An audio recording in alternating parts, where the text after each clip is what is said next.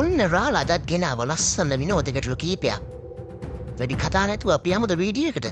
ඉතින් වීඩියෝ එකට යන්න කලින් මතක් කරනවා වෙනද වගේම රාදා පියුව සබ්ස්ක්‍රයිබ් කරලා තියාගන්න.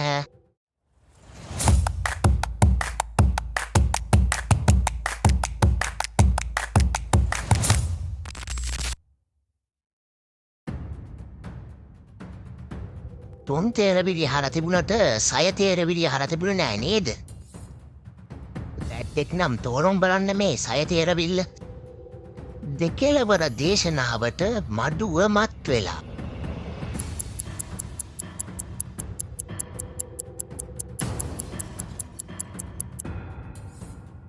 දෙකෙලවර නම් කත්, දේශනාව නම් බන, මඩුව නම් ශාලාව, මත් වෙලා නම් වෙරි.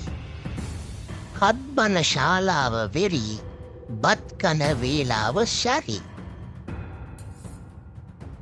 ඔයා කළුවර කාමරයකට ඇතුළු වෙනවා.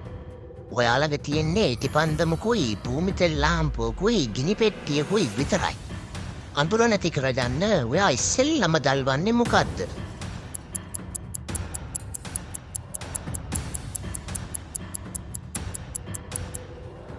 මොනව කරන්නත් ඉස්සෙල්ලම පත්තු කරගන්න වෙන්නේ ගිනි කූර. දරුවෙක් සහ දොස්තර කෙනෙක් සෙල්ලම් කරනවා. දරුවා දොස්තරගේ පුතා. ඒ දොස්තර දරුවාගේ පියා නෙවෙයි. එහෙනම් දොස්තර කවුද?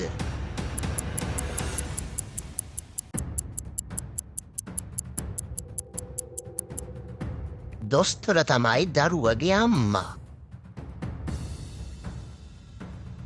ඔන්න ඉතින් ඔයා නාන්න කියලා හිතාගෙන නාන කාමරේ ඇතුළට යනවා.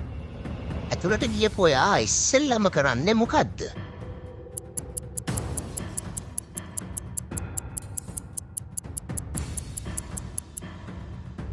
ඉස්සෙල්ලම කරන්නේ දොර වහන්න ආපස්සට හැරෙන එකනේ.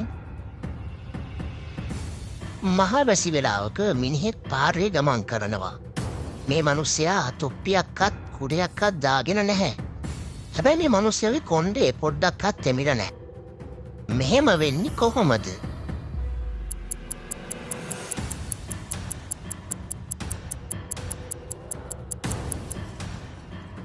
තට්ටේ තියෙන මිනිස්සෙක් පාර යනකොට කොණ්ඩේ තෙමෙන්නේ කොහොමද? මිදුලි දුම්රියක් පැයට 60ක්ම 200ක වේගෙන් ගමන් කරනවා. සුළඟේ වේගයත් ඒ හා සමාන නම් දුම ගමන් කරන්නේ කුමන දිශාවටද?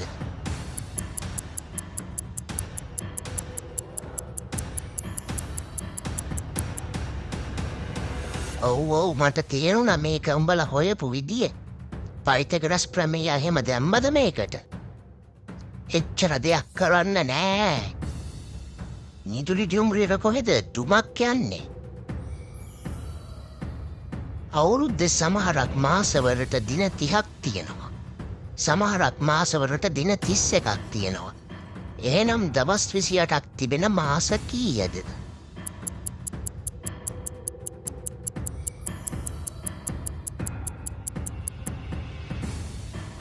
අවුරුද්දේ මාස 12ටම දින 28 බැරින් තියෙනවා.